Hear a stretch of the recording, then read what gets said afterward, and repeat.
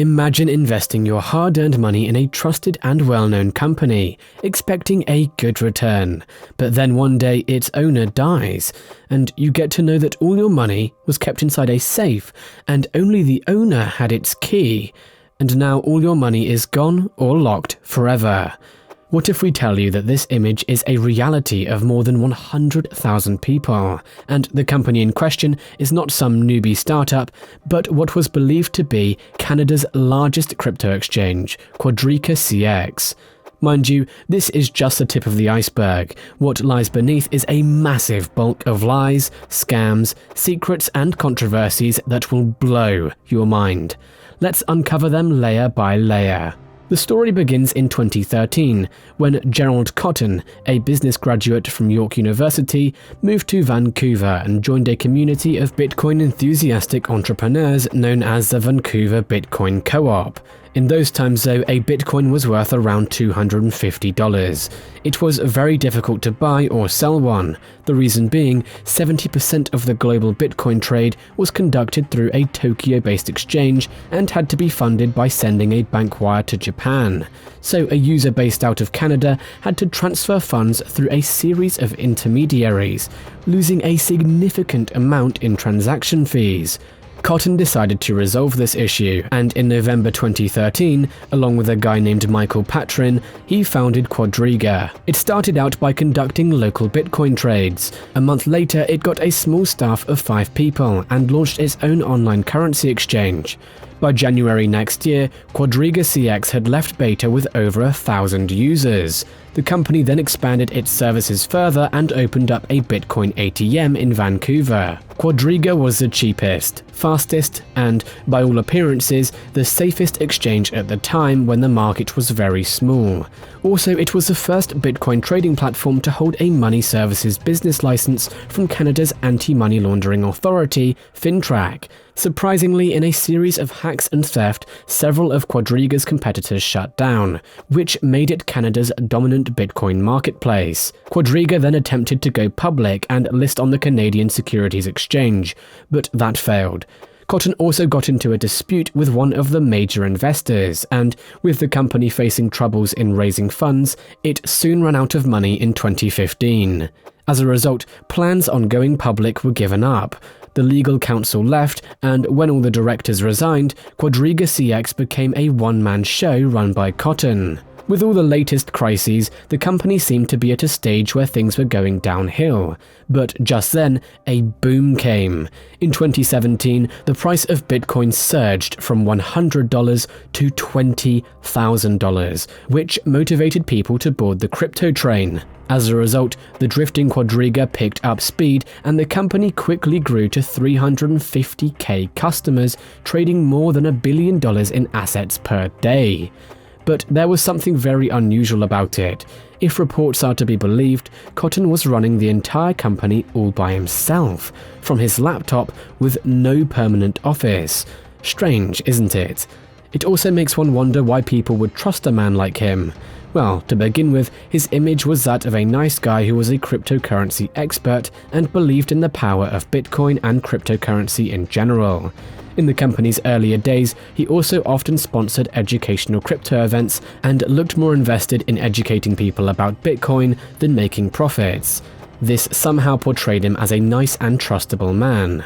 Also, Quadriga CX was one of the only companies doing what it was doing. But who would have guessed that it would one day lead thousands of people into a place of no return? In his personal life, Cotton was living an extremely luxurious life with his then girlfriend Jennifer. She was a Canadian real estate developer who Cotton met on Tinder in 2014, and the couple had been together since then. Cotton gifted her expensive gifts, traveled around the world, and is said to have owned several houses, a boat, a helicopter, and even an island. They got married in October 2018 and went on a honeymoon to India a couple of months later. Little did Jennifer or Quadriga customers know that their world was going to turn upside down. Just after a few days into the trip, Cotton fell ill and complained of stomach difficulties. He was taken to a private hospital in Jaipur.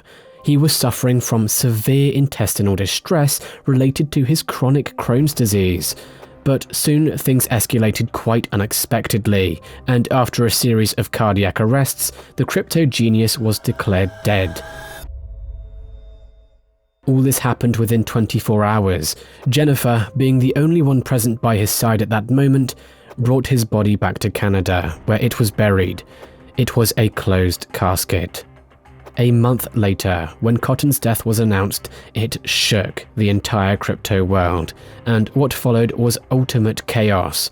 Remember we told you that nobody but Cotton had access to Quadriga CX's cold storage wallets? It meant more than 100,000 Quadriga customers' $200 million were locked inside a safe, with nobody having access to its key. Many people, including Jennifer, were expecting a dead man's switch, which is basically an email or other message triggered in the event of an unexpected death, revealing the private keys or where the private keys could be found. But it unfortunately didn't come. Also, Cotton had allegedly told his wife that he would create a mechanism that would allow her to access all of his crypto-related passwords should he die. But it seems like he never did that. So a search operation was conducted that searched every possible location where the key or any information about it could be found, but all in vain. And when all doors appeared to be locked, technology brought some light. Blockchain technology allows you to view that at a certain time and date, this specific wallet address transferred this amount of Bitcoin to this other wallet. You can also see how often and how much a wallet address has transacted on the blockchain, and what it's currently holding. It revealed that 6 Bitcoin wallets linked with Quadriga CX were nearly empty. This was a shocking revelation, but this was just the beginning. Soon another report by Ernst & Young arrived, which drastically changed the narrative. It stated with details that Cotton transferred millions of dollars in crypto out of customer accounts and into other exchanges, which he then used to fund his lavish lifestyle and personal trading activities. According to a report by the Ontario Securities Commission, the downfall of crypto asset trading platform Quadriga CX resulted from a fraud committed by Quadriga's co-founder and CEO, Gerald Cotton. Clients entrusted their assets to Quadriga, which provided false assurances that those assets would be safeguarded. In reality, Cotton spent, traded, and used those assets at will, operating without any proper system of oversight or internal controls. Cotton was able to misuse client assets for years, unchecked and undetected, ultimately bringing down the entire platform. Yes, you heard that right. Let that sink in. All this while, this young man was frauding thousands of customers, and had he not died, he might have ended up in jail. Wait, isn't this a clue? Think about it. What if Cotton knew that he would end up in jail, and to save himself from his mischievous repercussions, he staged his own death? Well, this is exactly what many people thought was true.